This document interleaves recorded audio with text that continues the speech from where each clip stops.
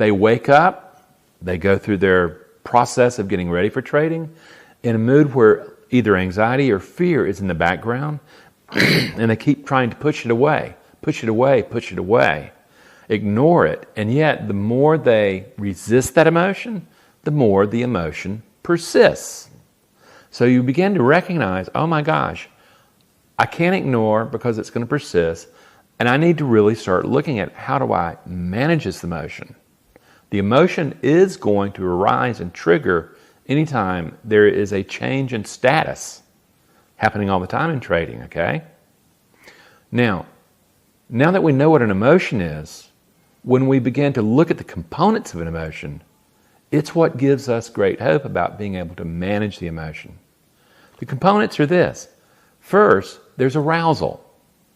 Arousal you would experience as tightening of muscles, holding a breath, or fixation like that looking at the screen.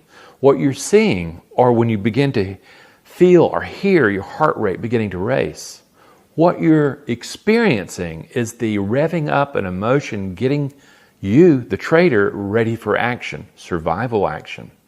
Okay? That's the key.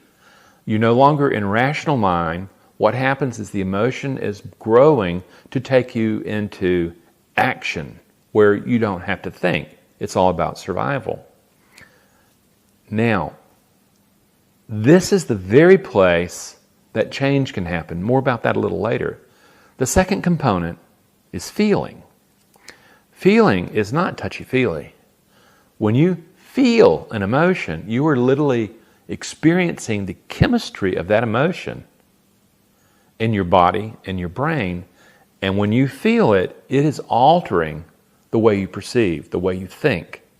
And this is what happens when you say, well, I just got hijacked. I don't know what happened. Well, that's what's happening is you didn't see the emotion at arousal. You weren't able to arrest it or manage it. And it hit a particular trip switch. And before you know it, what you have is you have feelings, chemistry. In anxiety's case, cortisol. In like overconfidence case, dopamine and adrenaline. Horrible mix for risk-taking, okay? And ultimately, that takes over thinking. Your job as a trader is to manage that emotion that gives rise to thinking, that gives rise to the mind that you bring into the moment of trading. That's the real key. So now we've got feeling and we've got arousal. The next part of an emotion that you really need to know about is motivation. Motivation is attack, avoid, approach.